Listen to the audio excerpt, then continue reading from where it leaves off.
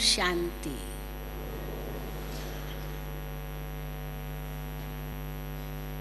बाबा के बच्चे दूर दूर से भाग कर आए हैं मधुबन तपोभूमि में बाप दादा से मिलन मनाने और बाप दादा से वरदानों की झोली भरने। बाबा हम बच्चों को कितने ज्ञान रत्नों से श्रृंगार करते हैं, वरदानों से भी श्रृंगार करते हैं। और अगर सारे ज्ञान रत्न और वरदान जीवन में उतर जाए तो यह जीवन कितना सुंदर बन जाए। उसमें एक वरदान बाबा का सदा याद आता है कि आप बैलेंस के द्वारा ब्लेसिंग प्राप्त करने वाली आत्मा हो। ये महावाक्य कितने सार युक्त हैं कि अगर जीवन में बैलेंस हो, संतुलन हो, तो सदा सबकी दुआएं मिलती रहेगी। वैसे तो बचपन में हम गीत सुनते थे, ले लो दुआएं माँ बाप की, सर पे गठरी उतरेगी पाप की, सर से गठरी उतरेगी पाप की। अगर माँ बाप की दुआएं लेंगे तो पाप की गठरी उतर जाएगी। तो कैसे हम दुआएं लें? केवल माता पिता की ही दुआएं नहीं हैं, वो तो है ही। अगर माँ बाप के हम आज्ञाकारी हैं, शिक्षक के प्रति हम ईमानदार हैं, सतगुरु के प्रति वफादार हैं, तो दुआएं मिलती है। लौकिक दुनिया में भी मिलती है तो पारलौकिक में तो मिलती ही है। तो भगवान से तो दुआएं हम लेंगे ही, लौकिक परिवार वालों से भी लेंगे और सारे विश्व की आत्माओं से भी लेंगे। परंतु उसके लिए आवश्यकता है कि हम जीवन में बैलेंस रखें। बाबा ने जो हमें ज्ञान दिया है वो इतना सुंदर मध्य मार्ग का ज्ञान है, न ऊंच न नीच। न हमें सन्यासी बनना है, न हमें गृहस्थ का बोझ समझकर चलना है, लेकिन ट्रस्टी होकर के रहना है। छोड़ना भी कुछ नहीं है, फंसना भी कहीं नहीं है, रुकना भी नहीं है, गिरना भी नहीं है। जिस प्रकार कोई रस्सी पर चलता है तो कितना उसको ध्यान रखना पड़ता है कि कहीं वो गिरे नहीं, खड़ा भी नहीं होना है उसे, इसलिए रुकना भी नहीं है, गिरना भी नहीं है, परंतु आगे भी बढ़ना है। उसे कितना संतुलन बनाकर रखना पड़ता है, तभी वो आगे चल पाएगा रस्सी पर। कई लोग तो रास्ते चलते भी गिर जाते हैं क्योंकि ध्यान कहीं बिखर गया, हट गया, तो पत्थर पड़ा है या सीढ़ी है कुछ तो ठोकर लगा, पत्थर लगा, या सीढ़ी का देखा नहीं तो गिर पड़े। तो कितना ध्यान देना पड़े कि गिरे भी नहीं, ठोकर भी न लगे, चोट भी न लगे, आगे भी बढ़ते रहें और हम अपना जीवन भी संवारते रहें। इसीलिए बाबा कहते हैं छोड़ो कुछ नहीं, क्योंकि हम सन्यासी नहीं हैं। कई लोग कहते हैं आप लोगों ने तो सन्यास किया है। हम कहते नहीं, हम सन्यासी नहीं हैं। हम घर गृहस्थ में रहकर कमल फूल समान जीवन जी रहे हैं। सन्यासी तो घर बार छोड़ देते हैं, जिनको बाबा कहते हैं हद के वैरागी है।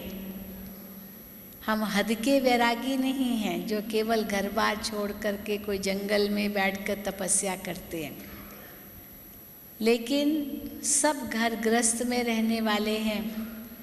पर कैसे कमल फूल समान जीवन जीना है ये हमें भगवान सिखाते हैं। इतना भी नहीं है कि हम भौतिकता में इतना फंस जाएं जो उस भौतिकता को ही सब कुछ समझ लें। दुनिया में हम देखते हैं दो एक्सट्रीम एंड्स हैं।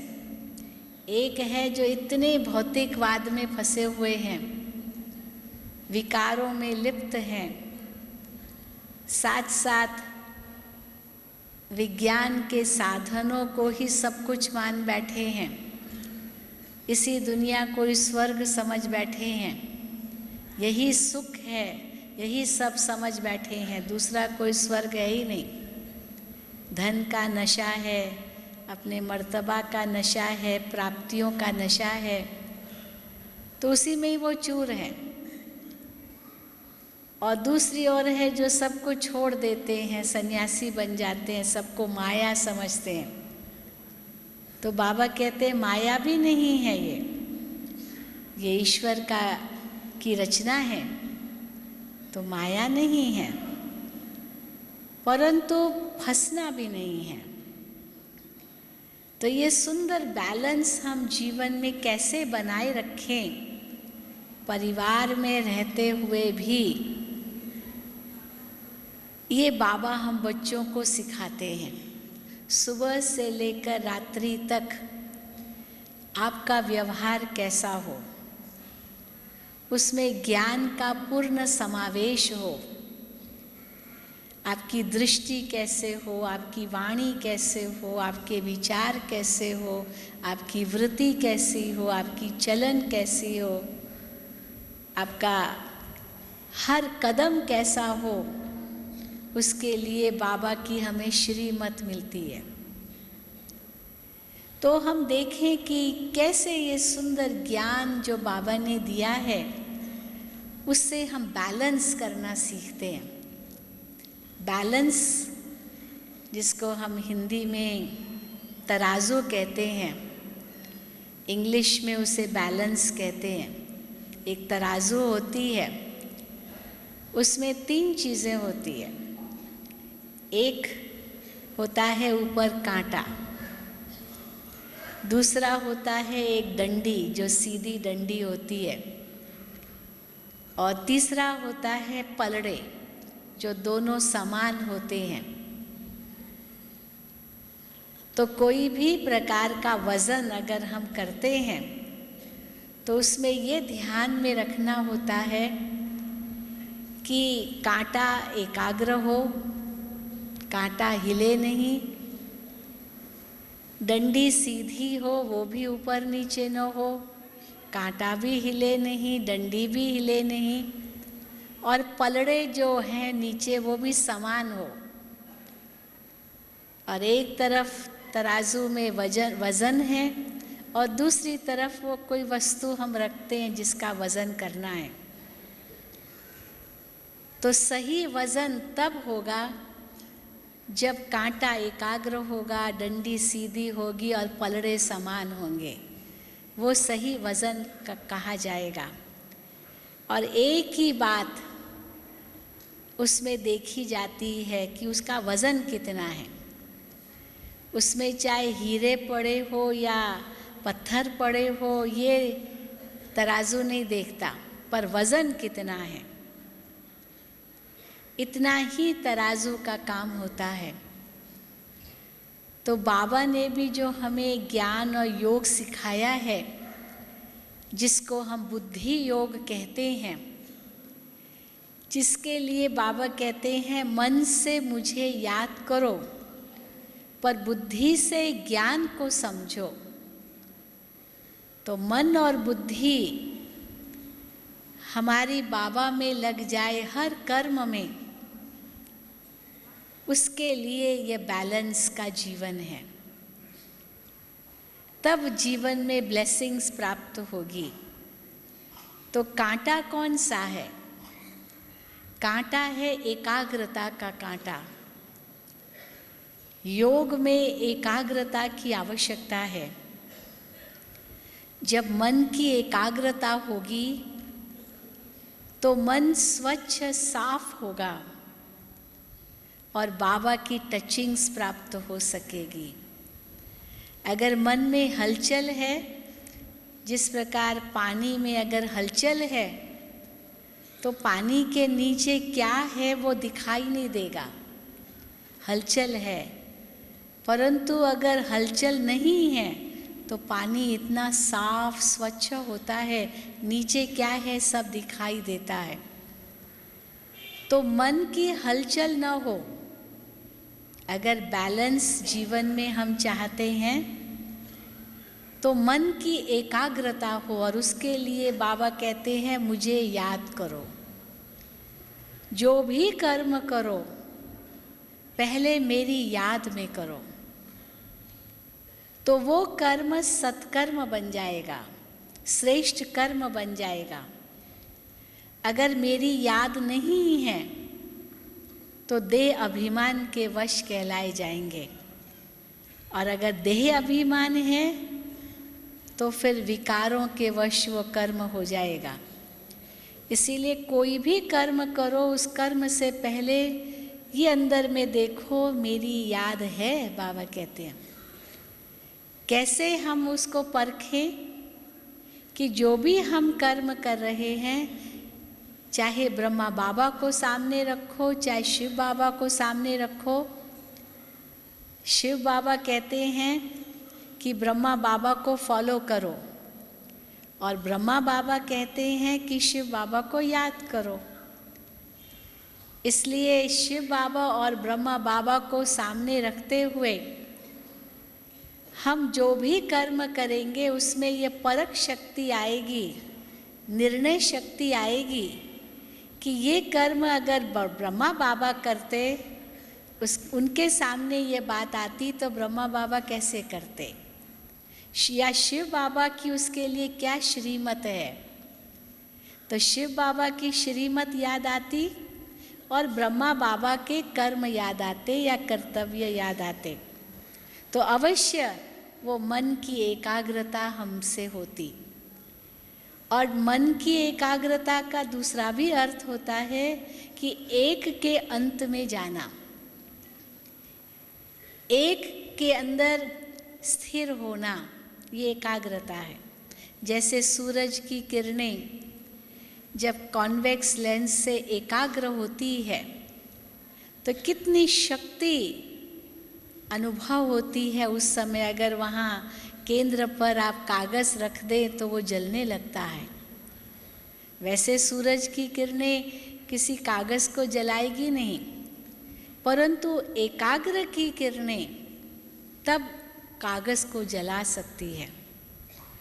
तो वो कॉन्वेक्स लेंस एक एकाग्रता लाने का एक यंत्र बन जाता है। तो बाबा कहते हैं कि ये राजयोग मन को एकाग्र करने का यंत्र है। मैं आत्मा हूँ, शिव बाबा की संतान हूँ, ज़्यादा मेहनत बाबा देते नहीं हैं, और मेरे सब संबंध एक से है। ये मन की एकाग्रता है। तो कोई भी कर्म करने से पहले यह देखना होता है कि मन की एकाग्रता है। फिर डंडी जो है वो संतुलन के लिए एक साधन है। तो किस प्रकार की डंडी हो, वो है मान, अपमान, निंदा स्तुति जय पराजय सुख दुख हानि लाभ, हर परिस्थिति में मन की एकाग्रता।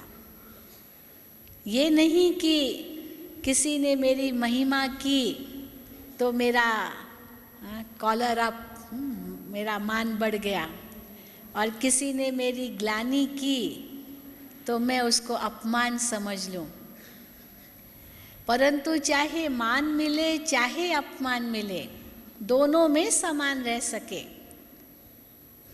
परंतु वो तब होगा जब हम हर बात में बाबा को बीच में रखेंगे। मान लो किसी ने मुझे मान दिया, पर ये मान मुझे नहीं दिया, ये तो बाबा को दिया। भले निमित्त हम उनके सामने थे, परंतु है तो बाबा के प्रति ना। हमको भी तो बाबा ने इतना ऊंचा उठाया है, इतना ऊंचा ज्ञान दिया है, नहीं तो हम कहाँ पड़े थे। बाबा कहते सब पट पर पड़े थे, एक रत्ती भी शक्ति नहीं थी आत्मा के अंदर, और अभी इतनी शक्ति बाबा ने हमें दे दी है, तो ये किसकी कमाल है। तो अगर कोई मान देता है तो हम उसको स्वीकार न करें, क्योंकि देने वाला दाता तो बाबा है। तो इसलिए वो मान बाबा को जाता है, हम तो केवल निमित्त हैं, शक्ति उनकी है। फिर कोई अगर अपमान करे तो भी दुखी नहीं होते हैं, क्योंकि कर्तव्य मुझे पूरा निभाना है। मैं अपना कर्तव्य पूरा निभाऊं, जिसको कहते हैं do the best and leave the rest. Do the best, आप अपने तरफ से जो श्रेष्ठ है वो करो, बाकी बाबा पर छोड़ दो।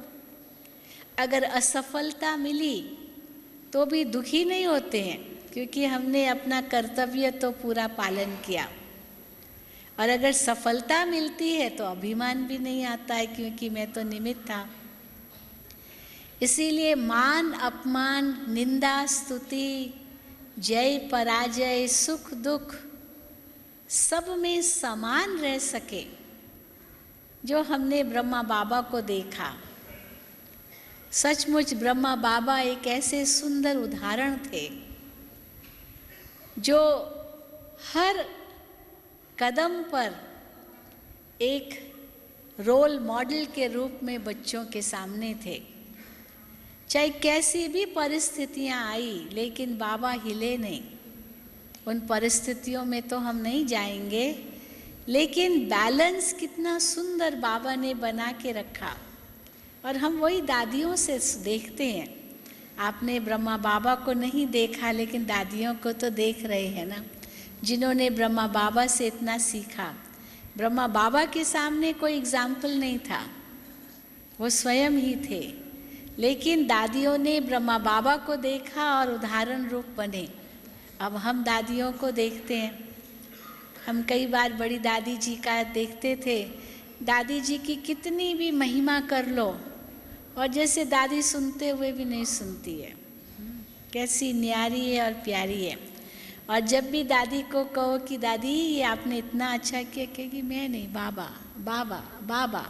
हर बात में जैसे बाबा की तरफ इशारा करती रही, अपने में नहीं फंसाना, बाबा। तो ये सुंदर बैलेंस जीवन में हमने दादियों में देखा। तो हर बात में संतुलन बनाए रखने के लिए जो भी मेरे सामने परिस्थिति आए, उस परिस्थिति के वश नहीं होना, जिसको बाबा कहते हैं परिस्थिति स्वस्थिति के आधार पर बने, न कि परिस्थिति के आधार पर स्वस्थिति बने। अब ये बहुत बड़ी बात है। हम परिस्थितियों को दोष देते हैं, जैसे कई बार बताते हैं इसके कारण ये हुआ, इसके कारण मुझे तनाव हुआ, इसके कारण मुझे गुस्सा आया, इसके कारण मैं परेशान हो गई, इसके कारण मैं दुखी हो गई। तो ये जो हम दूसरों को दोष देते हैं, वास्तव में हम किसी को भी दोष न दें। हर एक आत्मा का अपना अपना पार्ट है, अपना अपना हिसाब किताब है। न जाने कौन से जन्म का कर्म का हिसाब किताब है जो हम नहीं जानते इस समय, पर है ज़रूर। ऐसे ही कोई कर्म नहीं होता है, उसके आगे पीछे बहुत बातें होती है जो हम जानते नहीं हैं। इसलिए न प्रश्न उठ सकता है, न हम आश्चर्य खा सकते हैं, न हम उसी के प्रभाव में आने चाहिए। और जब बाबा बीच में है तो हम प्रभाव से दूर रहते हैं।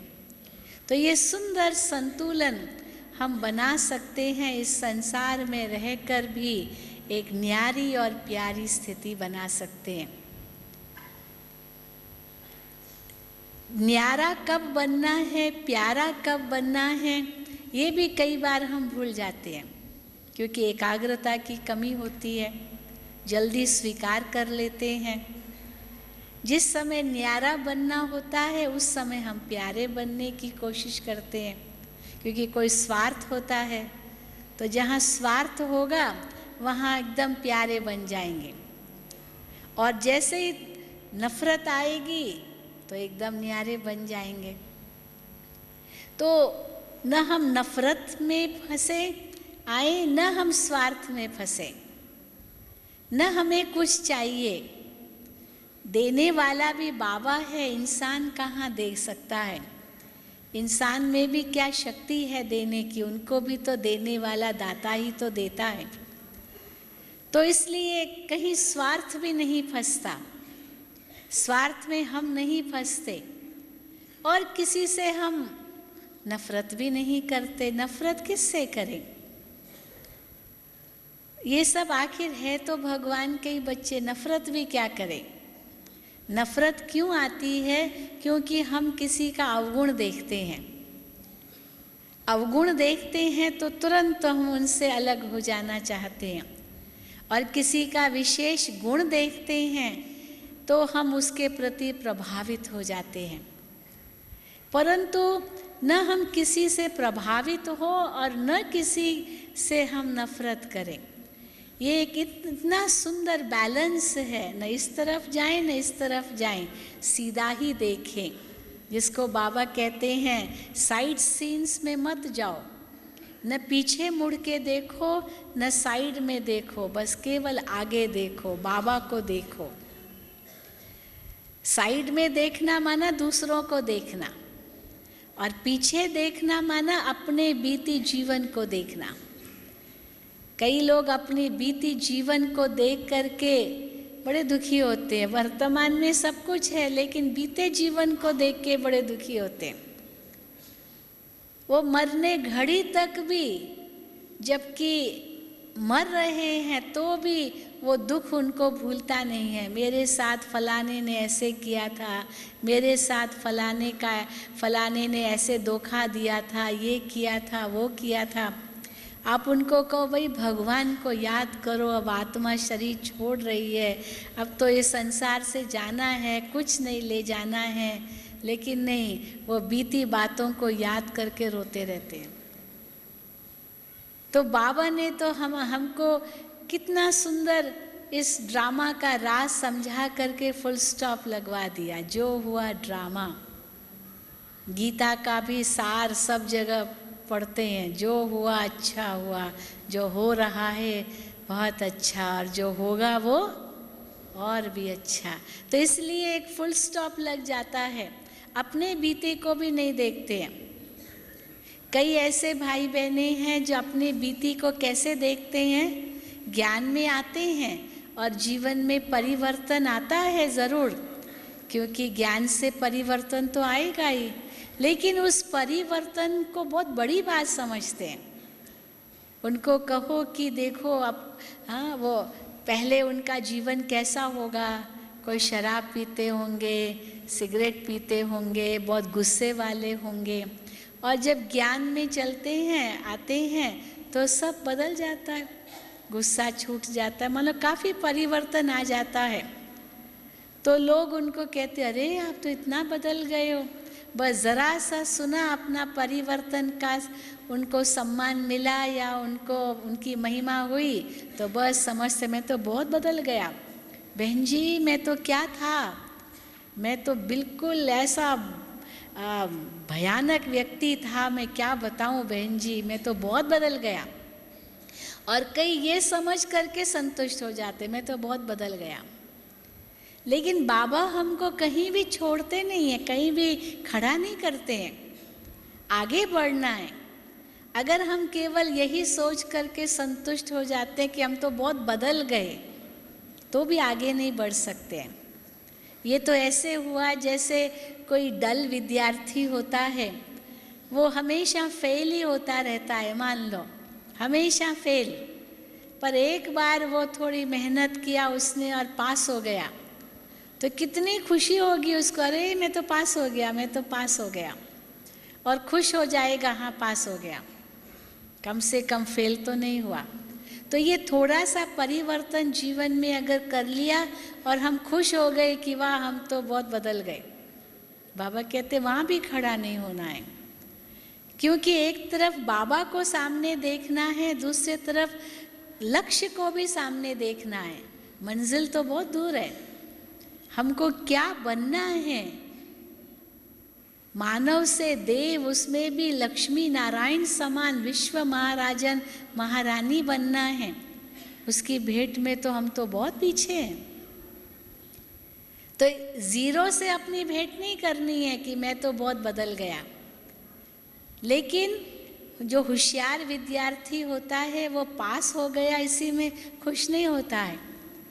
अगर होशियार विद्यार्थी को, जिसका लक्ष्य है कि मुझे 100 में से 100 मार्क्स मिले, उसको अगर 90 मार्क्स भी मिलते हैं किसी विषय में, तो भी कहता है मेरे 10 मार्क कहाँ चले गए, क्यों 10 मार्क कम हो गए, मुझे तो 100 में से 100 मिलना चाहिए था। कई ऐसे विद्यार्थी होते अपना पेपर खुलवाते हैं क्योंकि उनको फुल गारंटी होती है कि मुझे मैथमेटिक्स में या इस सब्जेक्ट में मुझे 100 आउट ऑफ 100 मिलना चाहिए था, और सचमुच भूल टीचर की होती, क्योंकि उनको इतना कॉन्फिडेंस होता है कि मेरा 1 मार्क भी कम नहीं हो सकता है। कई ऐसे होते हैं विषय जिनमें पूरा 100 आउट ऑफ 100 भी मिल सकता है अगर सब ठीक हो तो इतना उनको विश्वास होता है, तो टीचर का दोष निकाल देते हैं क्योंकि उनको अपने में विश्वास है कि मैं 100 में से 100 मार्क्स ज़रूर लूँगा, और 90 मिलते हैं तो भी कहेंगे क्यों। तो बाबा ने तो हमें लक्ष्य इतना ऊंचा दिया है और हम थोड़े में खुश हो जाते हैं, तो भी हम ब्लेसिंग नहीं पूरी प्राप्त कर सकेंगे। क्योंकि फिर थोड़ी सी भी कमी अगर हमारी देखी गई तो लोग कहेंगे वाह बदलना चाहता है, परंतु देखो फिर वही पुराना संस्कार इमर्ज हो गया। फिर बाबा कहते हैं वो मेहनत करते रहते हैं, और बाबा को मेहनत बच्चों की देखी नहीं जाती है।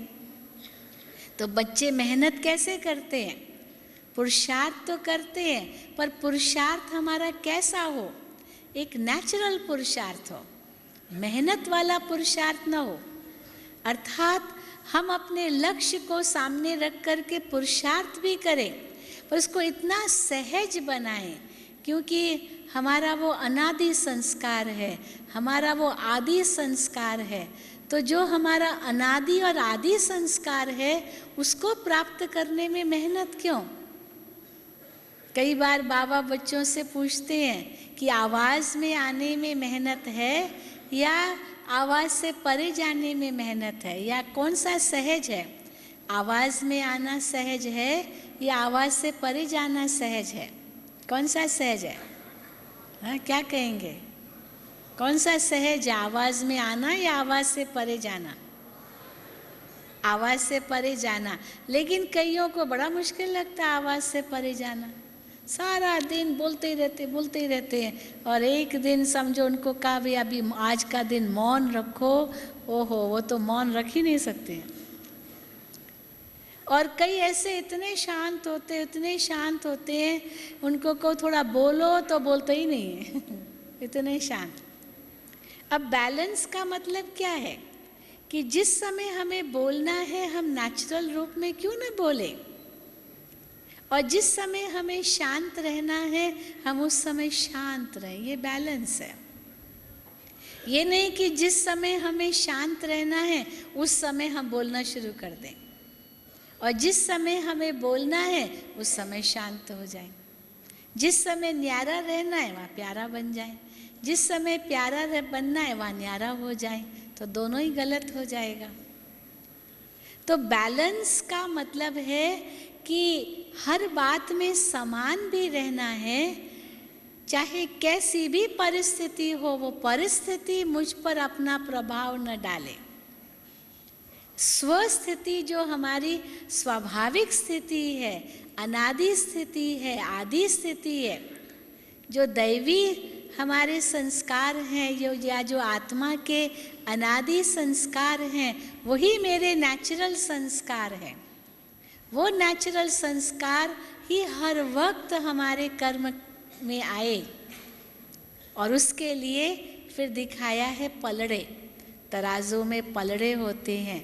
पलड़े का मतलब है कि एक ही चीज़ को महत्व दिया जाता है। चाहे कोई भी वस्तु आप डालें, पर वो केवल वज़न ही बताएगा। तराजू केवल वज़न ही बताता है, क्योंकि एक तरफ वज़न रखा गया है, उतना ही वज़न दूसरे तरफ भी चाहिए, और कुछ नहीं।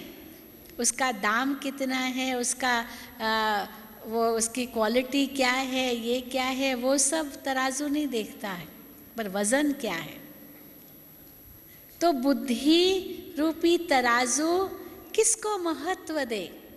मूल्यों को महत्व दे, मूल्यों को। क्योंकि आत्मा का जो अनादि और अविनाशी संस्कार है उसको महत्व दे। अनादि अविनाशी संस्कार केवल शांत स्वरूप नहीं है, सुख स्वरूप भी है। ये कितना सुंदर बैलेंस है। सतयुग में देवी देवताएं शांत स्वरूप भी है, पर सुख स्वरूप भी है। शांत स्वरूप और सुख स्वरूप ये दोनों भले ऑपोजिट है। जो सुख स्वरूप होगा वो समझेगा, ओह मुझे तो हंसना है, मैं तो बड़ा सुखी हूँ, जैसे नकली रूप से हंसते हैं लोग। वो शांत नहीं रह सकते, जोर जोर से हंसते हैं, क्योंकि मैं तो सुख स्वरूप हूँ।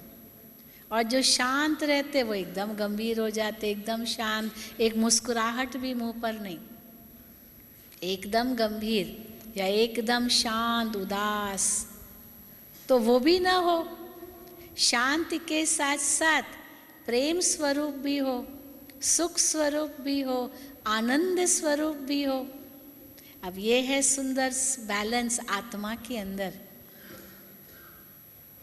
तो जब इस प्रकार का बैलेंस हो, जिसमें हम हर समय पर आत्मा के निजी गुणों को महत्व दें, वो कहेंगे बैलेंस।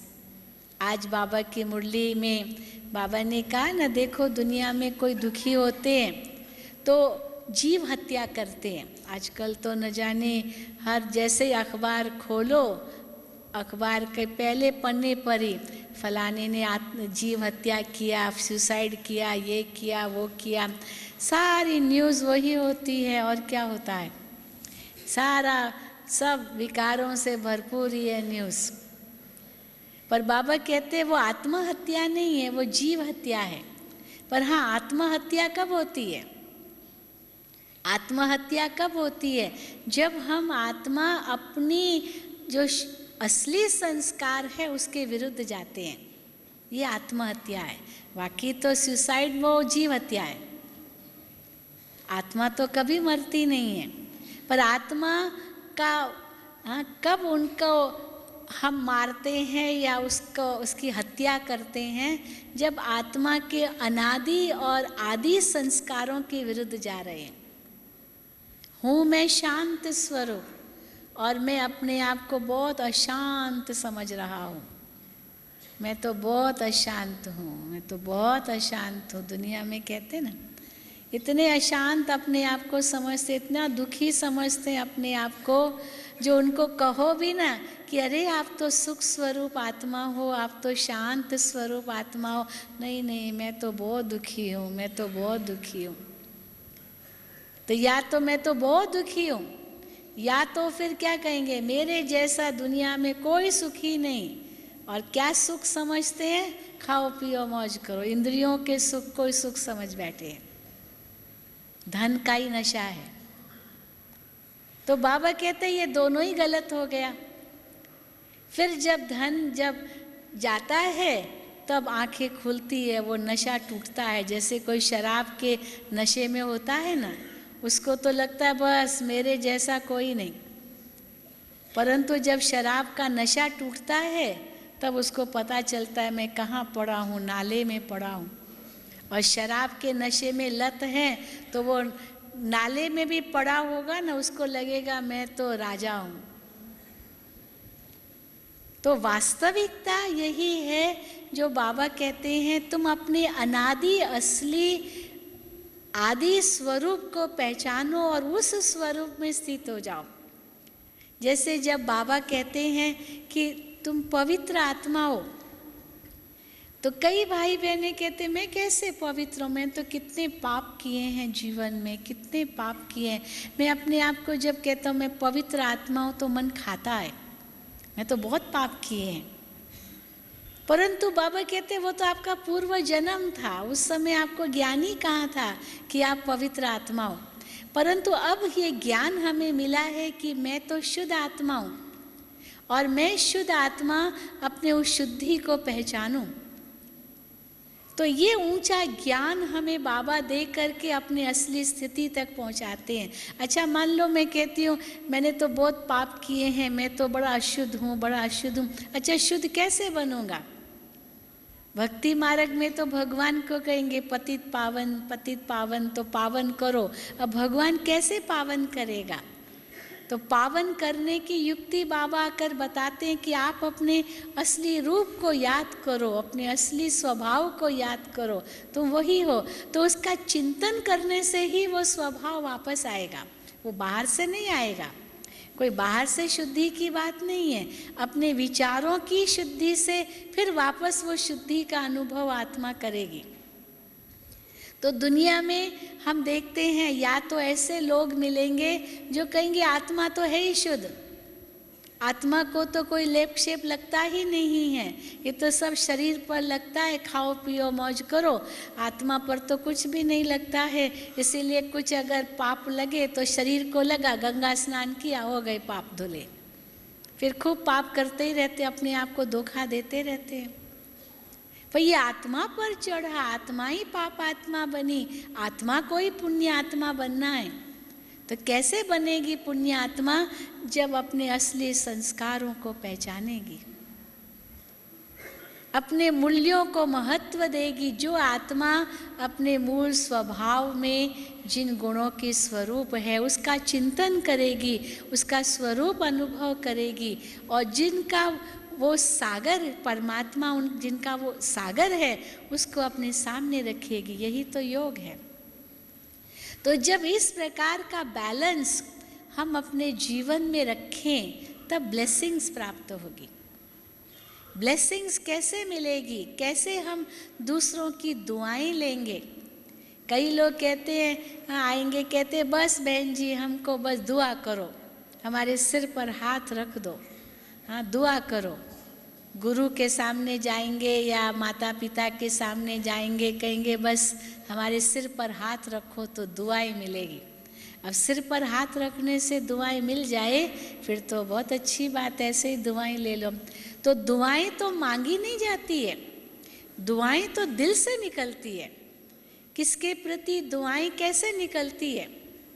किसने अगर समय पर मदद किया, समय पर उसको इतना सहयोग दिया, साथ दिया, तो दिल से दुआएं निकलती है।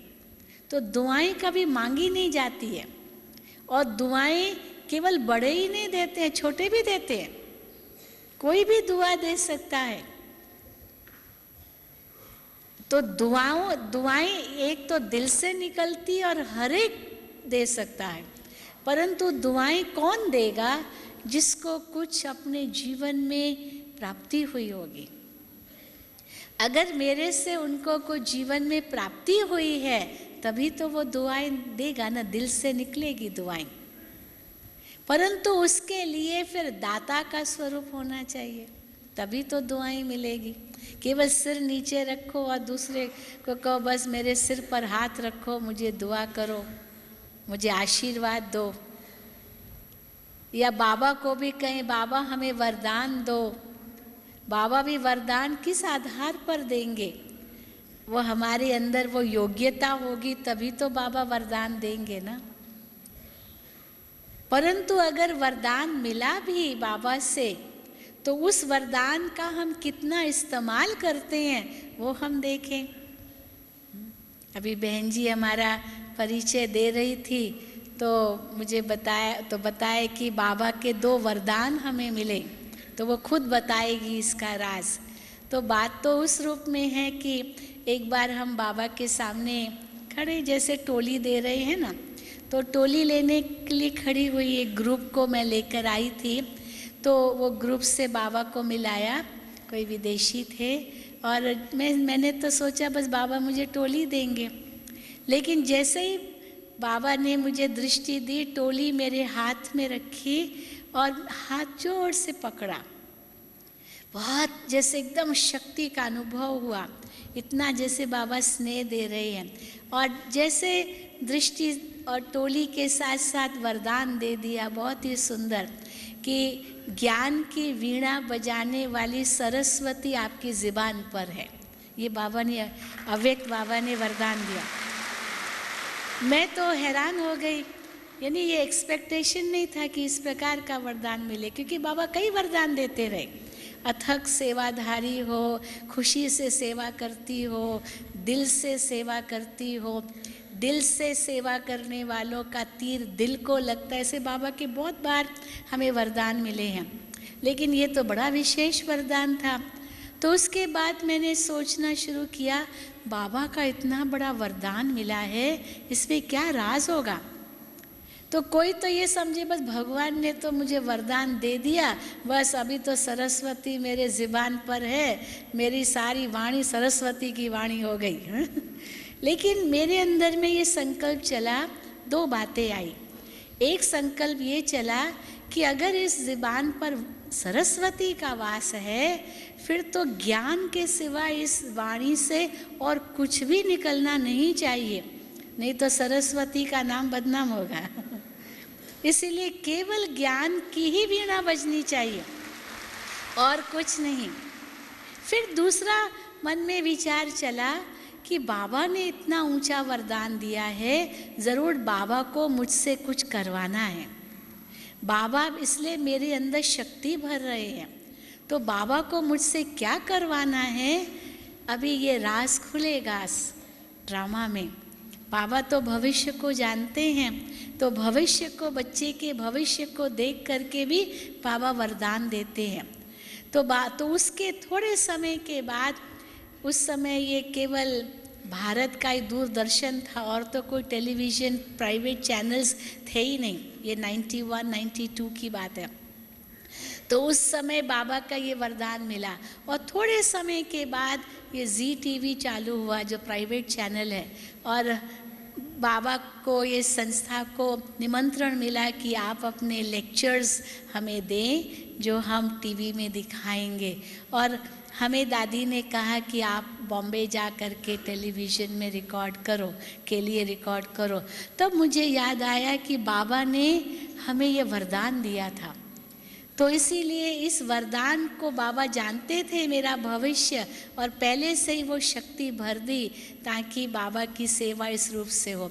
तो कभी भी ये नहीं सोचा ये तो मैंने किया, पर ये बाबा की शक्ति ने काम कराया।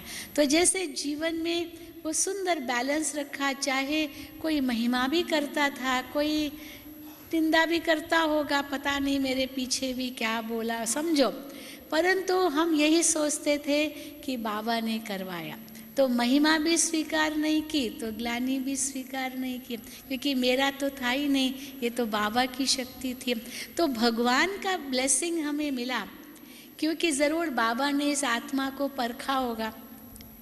फिर जो दूसरी वरदान की बात कही कि हर की पौड़ी, क्योंकि मैं विदेश सेवा पर थी, 74, 75, 76 अफ्रीका और मॉरिशस की सेवा पर थी, और उसके बाद मैं मधुबन में रहने लगी। 76 में दादी जी ने मुझे मधुबन में रखा, क्योंकि विदेश के भाई बहनें आने लगे मधुबन में, विदेश में केंद्र खुलते गए। तो विदेश के भाई बहनों की सेवा करने के लिए खास मधुबन में रखा और योग शिविर कराने के लिए मधुबन में रखा।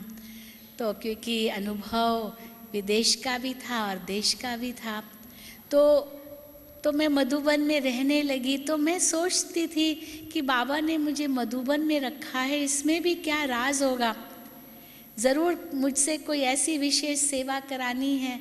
तो मन में आता था कि मधुबन में मैं कितनी सेवा कर सकूंगी, क्योंकि यहाँ तो कितने थोड़े आएंगे। उस समय तो ये अंदाज़ा ही नहीं था कि ऐसे हज़ारों में भाई बहनें आएंगे। एक छोटा सा मधुबन ही था, वो भी पांडव भवन ही था केवल, न ज्ञान सरोवर था न शांतिवन था। तो कितने आएंगे मधुबन में, न कोई रहने का इतना अकोमोडेशन भी था। 76 की बात कर रही हूँ। लेकिन तो वो तक मुझे लगा कि विदेश में या बाहर रहने से ज़्यादा सेवा होती है, मधुबन में तो इतनी सेवा नहीं है उनकी भेंट में, क्योंकि बाहर तो क्या क्या हम सेवाएं कर सकते हैं, अपनी इच्छा से भी कर सकते हैं। यहाँ तो लिमिट है, जो आए उनकी सेवा करनी है, वो भी कितने आएंगे। लेकिन उस समय बाबा ने मुझे ये वरदान दिया। बाबा ने मुझसे पूछा, तुम कौन सी गंगा हो? तो मैंने कहा ज्ञान गंगा। तो बाबा ने कहा ज्ञान गंगाएं तो सभी है, रुकना अभी नहीं ताली बजाओ, ज्ञान गंगाएं तो सभी है, पर आप कौन सी विशेष गंगा हो? तो मैंने कहा बहती गंगा। बाबा तब तो इंडिविजुअल बाबा मिलते थे, अव्यक्त बाप दादा, और प्रश्न उत्तर भी चलता था, वरदान भी देते थे। तो मैंने कहा बहती गंगा। तो बाबा ने कहा बहती गंगा तो जो सेंटरों पर टीचर्स रहती है ना, वो बहती गंगा है, तुम कौन सी गंगा हो? अब तीसरी गंगा का तो मुझे पता ही नहीं था, 2 गंगा ही जानती थी, ज्ञान गंगा और बहती गंगा। तो बाबा ने उसी समय मुझे वरदान दिया, तुम हर की पौड़ी की गंगा हो। तो हर की पौड़ी की विशेषता है, आप जानते हैं हरिद्वार में हर की पौड़ी है, जहाँ पर सारी दुनिया आती है, साधु संत महात्माएं गुरु गुसाई भी आते हैं, पहले वो पांव डालेंगे, उसके बाद पूरी दुनिया फिर बाद में आती है, जो और आते हैं इस गंगा स्नान करने के लिए हर की पौड़ी में। तो बाबा ने कहा तुम हर की पौड़ी की गंगा हो। क्यों? क्योंकि सारी दुनिया यहाँ आएगी और सारी दुनिया को तुमको स्नान कराना है, ज्ञान स्नान कराना है। तो इसीलिए आप वो गंगा हो जहाँ पर सारी दुनिया आएगी और सबको भगवान का परिचय देना है।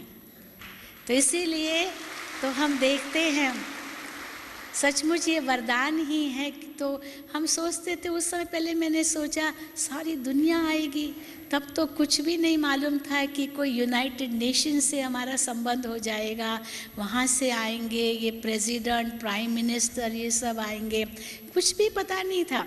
जैसे हमारी दादियाँ बताती है ना कि जब ये यज्ञ में थे तो उस समय बाबा उनको होमवर्क देते थे कि अगर आप राष्ट्रपति से मिलते हो तो आप उनको क्या ज्ञान दोगे, अगर आप किसी राजा से मिलते हो तो क्या ज्ञान दोगे, तो लिख करके आओ, या उनको आप पत्र कैसे लिखोगे वो लिख करके। बाबा उनको होमवर्क देते थे।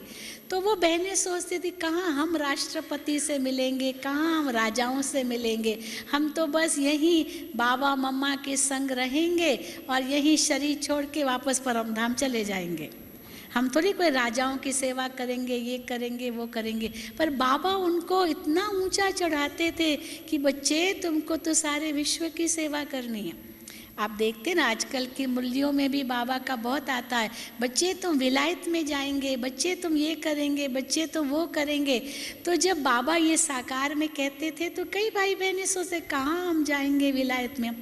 मनोहर दादी कई अपना सुंदर अनुभव सुनाती है कि हम बाबा के पास जब जाते थे छोटी सी पार्टी लेकर के और कोई नया सेंटर खोलते थे तो इतनी खुशी होती थी, हमने इतना सेंटर खोला। तो बाबा कहते थे बस एक सेंटर खोलने में खुशी हो गई, तुमको तो 108 सेंटर खोलने हैं। तो कहते हमारा मुंह ही खुल जाता, 108 मुंह खुल जाता था।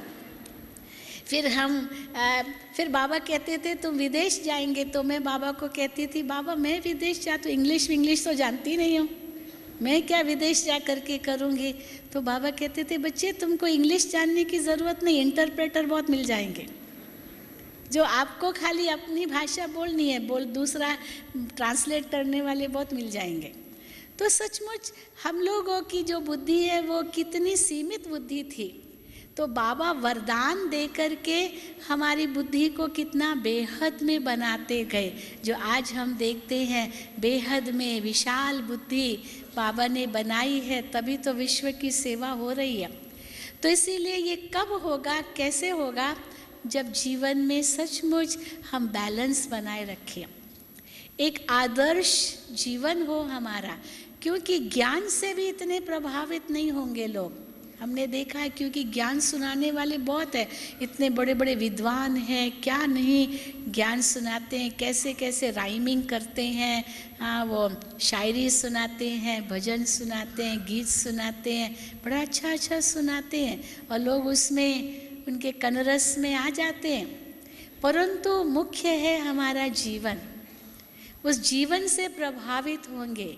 मुख्य होगा हमारा चरित्र, मुख्य होगा हमारे मूल्य, जीवन के मूल्य, मुख्य होगा हमारी सादगी, मुख्य होगा जो बाबा की श्रीमत है हम उसका पालन कर रहे हैं, बाबा का नाम बाला कर रहे हैं, तो अपने आप बाबा की तो ब्लेसिंग मिलेगी ही, लेकिन सारा देवी परिवार, सारी दुनिया, एक एक आत्मा, छोटा बड़ा, सब के ब्लेसिंग या आशीर्वाद के, दुआओं के हम सब पात्र बन सकेंगे।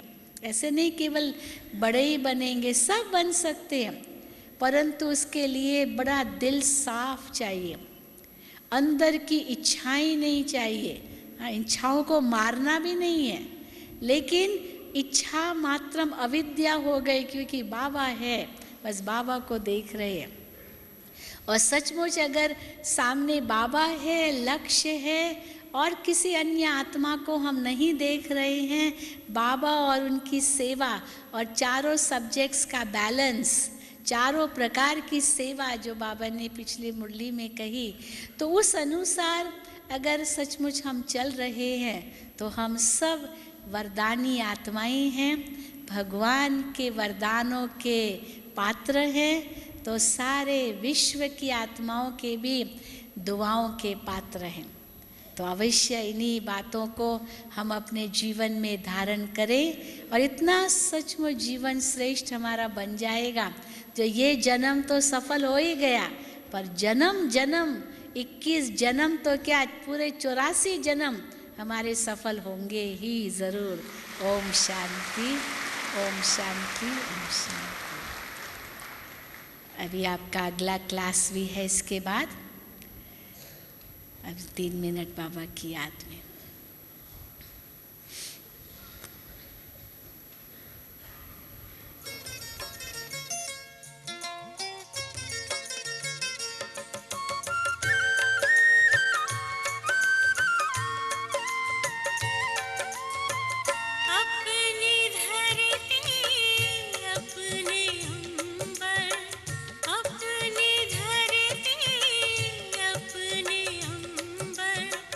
तुझे